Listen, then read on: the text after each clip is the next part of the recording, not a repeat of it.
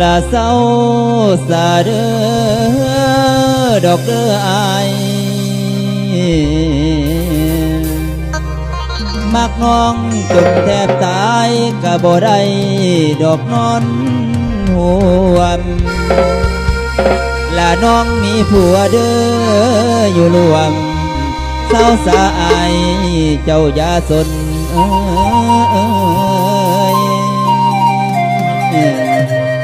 ลาให้เจ้าไปเริ่มต้นกับคนอื่นบ่มีผัวน้องนั้นมีครอบครัวเจ้าอย่าสนสาเด้ออาย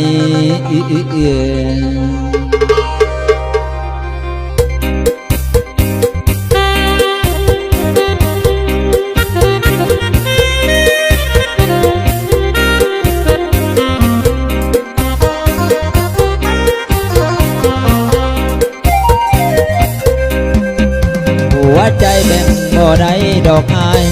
มันมีความหมายกับชีวิตผัวเฮาผัวน้องคนขี้ลายแต่น้องเสียดายนิสัยดีๆของเขา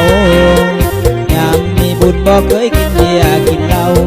บ่เคยมัวเมากับสาวคนอื่นได้อายมาบอกหักน้องตอนนี้ว่าหักอีหลีหักน้องสุดหัว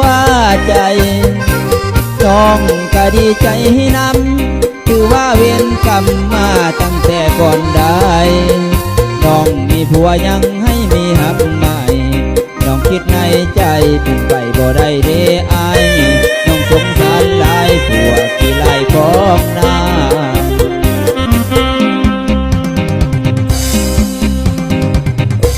โอเด้อายเอ๋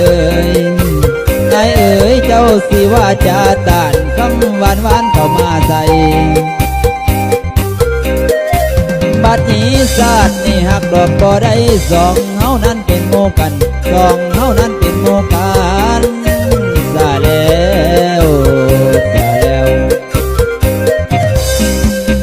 ไอ้เอ๋ยตั้งแต่เข้าดอกก้อนกี้เจ้าไปอยู่ดอกไสมาน้องเกิดใจให้มาหาหมู่ผู้ชายทั้งหลายรุ่นหรือว่าบุญดอกนางน้อยวาสนาบ่สมเพิ่นตกกระเทือนแล้วตอนนี้บ่มีได้ดอกรวมกัน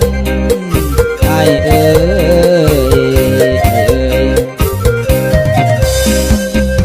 พวกเขาสองเฮาจบกันพอนี้เป็นสิ่งที่ดีต่อชีวิตสอง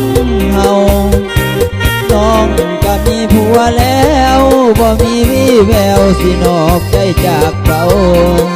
ผัวขี้ร้ายนี่ก็สั่งผัวเฮาแต่น้องได้เอาเขามาเป็นคู่ใจให้งามจำได้ก็เอาบ่ได้เด้อายโอเด้อายเอ๋ย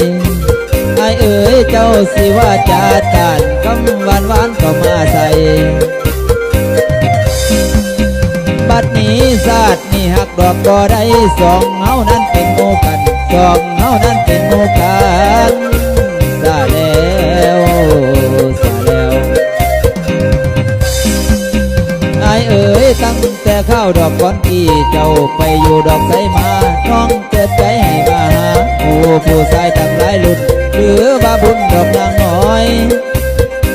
อยวาสนาบ่สมเพิ่นตกกระเทือนแล้วตอนนี้บ่มีได้ดอกรวมกันไอ้เอ๋ยสองเฮาจบกันตอนนี้เป็นสิ่งที่ดีต่อชีวิตสองเฮาน้องก็มีผัวแล้วบ่มีวี่แววสินอกใจจากเขาผัวขี้ร้ายนี่ก็สั่งผัวเฮา